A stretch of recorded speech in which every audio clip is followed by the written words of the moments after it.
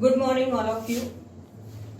पिछले क्लासेस में हमने भाग 4 तक नीति निर्देशक तत्व तक पढ़ा था। आज की क्लास में हम लोग अनुच्छेद ना पढ़कर संविधान की कुछ अनुसूचियों के बारे में पढ़ने वाले। अगर हम प्रारंभ की बात की जाए, यानी जब हमारा संविधान बनकर तैयार हुआ था, पहली बार जब 26 जनवरी 1950 ईस्वी को लागू किया गया था, तो उस समय संविधान में कुल 395 अनुच्छेद, 8 अनुसूचियां तथा 22 भाग थे। वर्तमान समय में आपके 460 से अधिक अनुच्छेद, 12 अनुसूचियां तथा 22 भाग हैं। उन्हीं 12 अनुसूचियों के बारे में हम लोग डिटेल चर्चा करने वाले हैं। पहला है आपका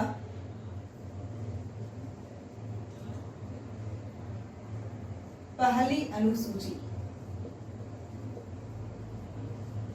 इसका विषय वस्तु है संघ एवं उसके राज्य क्षेत्र। एक सिंपल सा ट्रिक याद रखिएगा, अनुसूची 1 कहा जाए, भाग 1 कहा जाए या फिर अनुच्छेद 1 कहा जाए। इन तीनों का जो विषय वस्तु है वो आपके संघ एवं उसके राज्य से संबंधित है।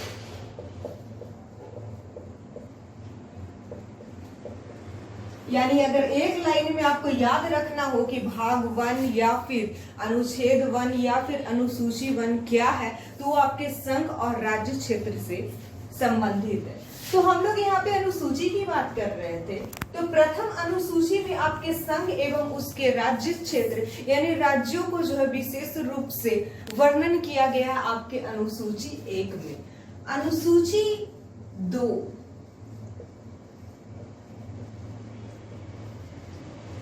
अनुसूची 2 में आपके सर्वोच्च जो पद पे अधिकारीगण हैं, चाहे वो राष्ट्रपति हो, लोकसभा अध्यक्ष हो, राज्यपाल हो, नियंत्रक एवं महालेखक परीक्षक हो, इन सारे लोगों की वेतन एवं भत्ता एवं उन्हें दिए जाने वाले अतिरिक्त लाभ को इसमें वर्णित किया गया है। यानी अगर एक लाइन में कहा जाए तो वेतन जो है उनका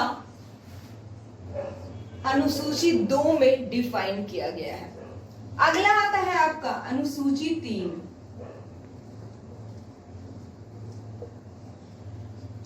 अनुसूची 3 में इन सारे लोगों का, कहने का मतलब है राष्ट्रपति, राज्यपाल, लोकसभा अध्यक्ष, विधानसभा अध्यक्ष, विधानसभा के और लोग, उन सारे लोगों की शपथ के बारे में वर्णन किया गया है। यानी एक तरीके से इसको अगर याद रखना हो तो आप लोगों ने एक मूवी देखी होगी, काफी पुरानी है, तीसरी कसम। तो जब हम यहाँ पे अनुसूची 3 की बात करते हैं, यानी 3 यहाँ पे भी आ रहा है, तो जहां भी 3 आएगा तो आप लोग याद रखिए शपथ ही कसम कहा जाता है। शपथ लेना या कसम खाना, इसे अन्य भाषा में कहा जाता है। तो अनुसूची 3 क्या है? आपका शपथ। उसके बाद अगला आता है आपका अनुसूची 4। इसमें राज्यसभा के सीटों का आवंटन किया गया है।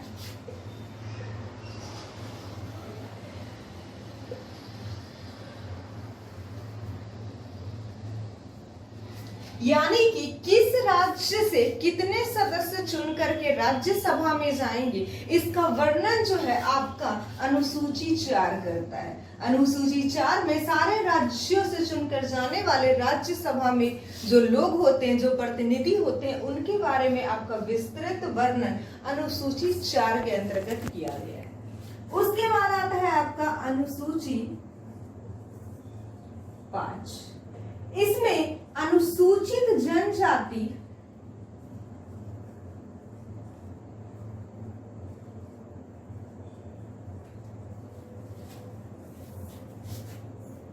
एवं उनके प्रशासन तथा नियंत्रण की चर्चा की गई। कहने का क्या मतलब है? अनुसूची 5 आपका अनुसूचित जनजाति जो क्षेत्र होते हैं वहां किस तरीके से प्रशासन किया जाएगा, उनका नियंत्रण किस तरीके से रखा जाएगा उन पर, इन बातों का डिफिनेशन जो है, उसे डिफाइन जो है आपके अनुसूची 5 में किया गया। इसमें 4 पूर्वोत्तर राज्य को छोड़कर, जिसमें असम, मेघालय, त्रिपुरा और मिजोरम आता है, यानी इन 4 राज्यों को छोड़कर बाकी सारे राज्य जहां पे अनुसूचित जाति एवं जनजाति है, उनके प्रशासन एवं नियंत्रण का जो वर्णन है वो आपके अनुसूची 5 के तहत की गई है। अगला है आपका अनुसूची 6। अभी जिन 4 राज्यों का मैंने नाम लिया, असम, त्रिपुरा, मेघालय तथा मिजोरम, इनके जनजाति क्षेत्रों के प्रशासन एवं नियंत्रण का वर्णन जो है वो आपके अनुसूची 6 में की गई। अनुसूची 5 में इन 4 राज्यों को छोड़ दिया गया है, जबकि अनुसूची 6 में सिर्फ इन्हीं 4 राज्यों के क्षेत्रों का जो नियंत्रण और प्रशासन है उसके बारे में आपका वर्णन किया गया। ये आपका अनुसूची 6 है। अगला आते हैं हम लोग अनुसूची 7 की ओर।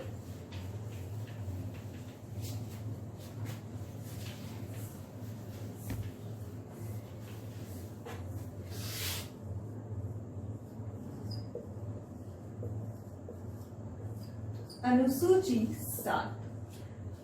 अनुसूची 7 में आपके 3 प्रकार की सूचियों का वर्णन किया गया है, जिसमें पहला है आपका संघ सूची,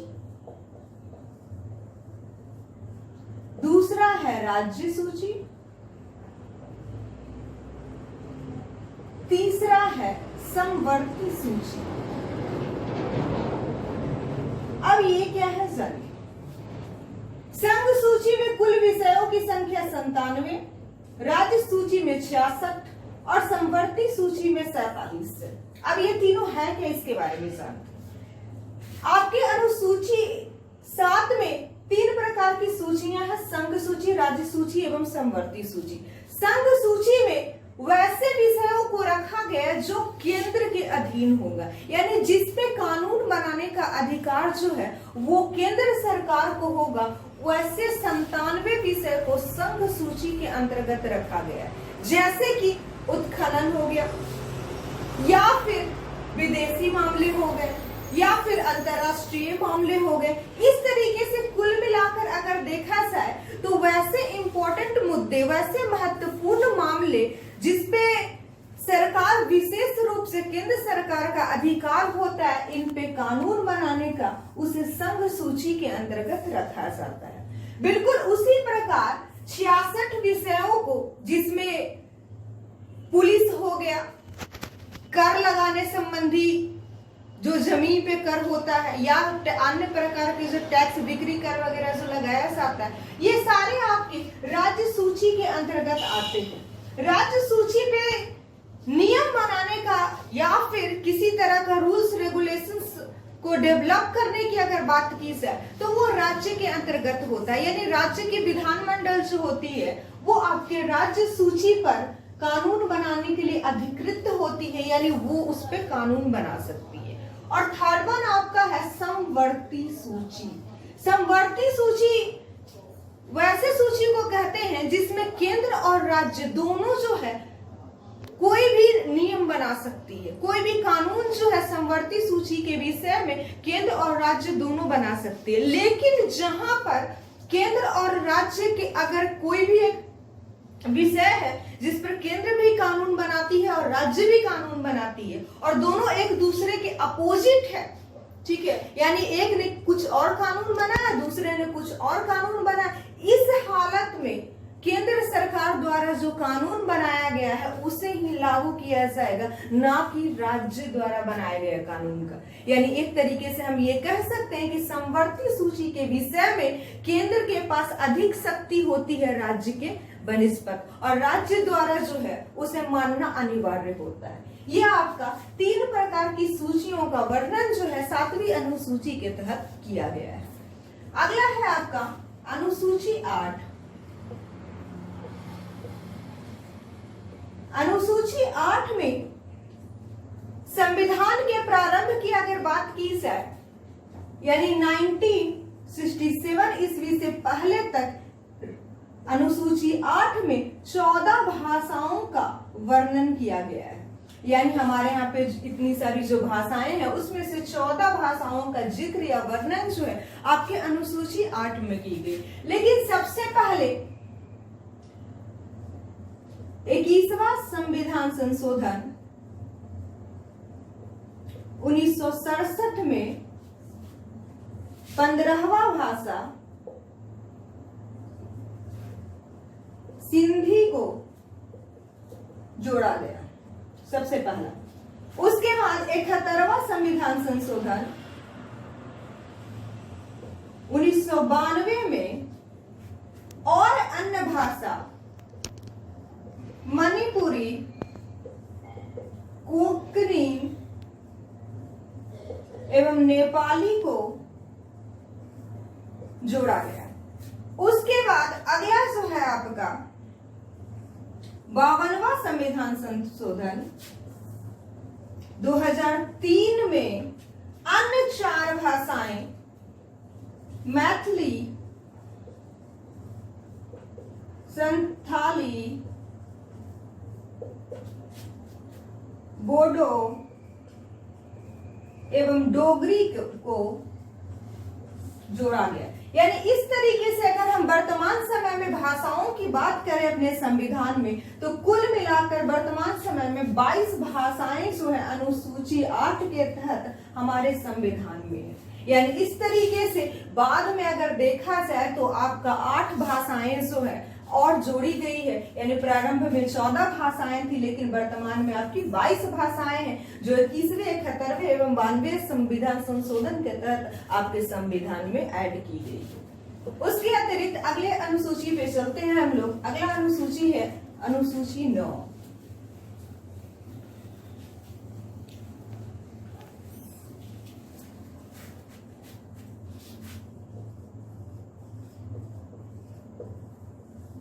अनुसूची 9 भूमि सुधार।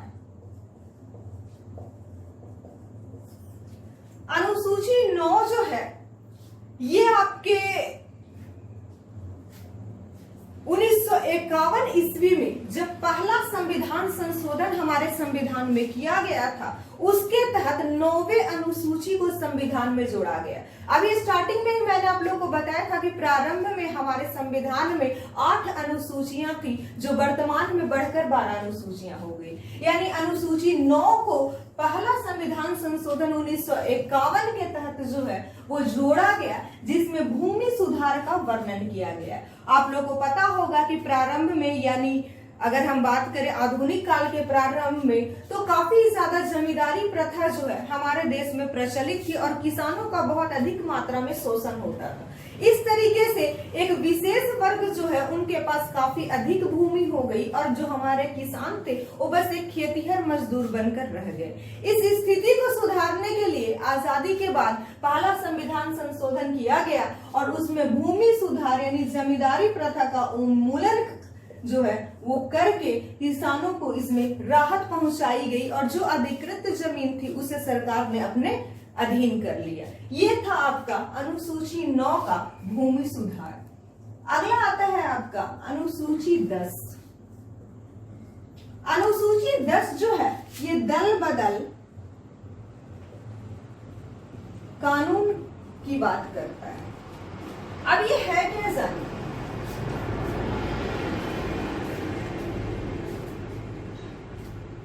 52वां संविधान संशोधन 1985 में किया गया, जिसके तहत अगर कोई व्यक्ति किसी पार्टी से टिकट लेकर के उस पार्टी के नाम पे जीत जाता है और बाद में उस पार्टी को छोड़कर किसी अन्य पार्टी में जाना चाहता है, तो उस कंडीशन में उस व्यक्ति की यानी उस पार्लियामेंट या संसद सदस्य की सदस्यता को रद्द कर दिया जाता।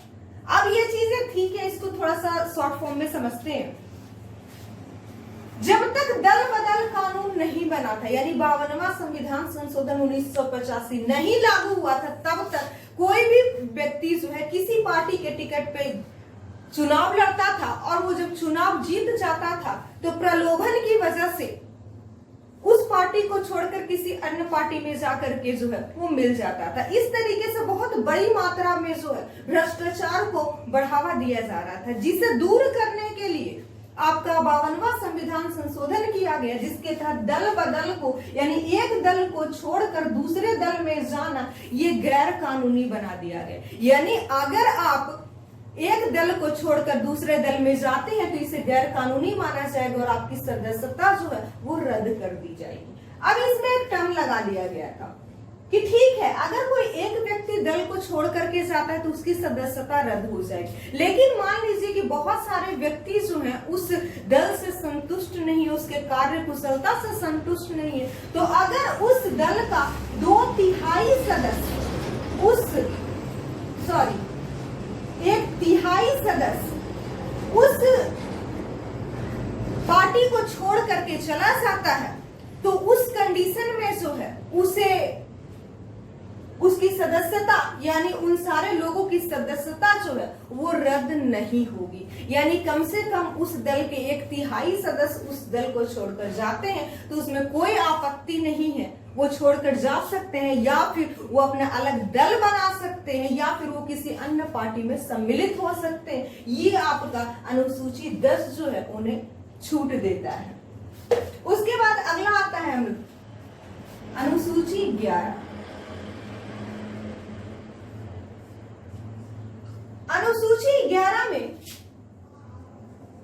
पंचायती राज्य व्यवस्था का जिक्र किया गया है।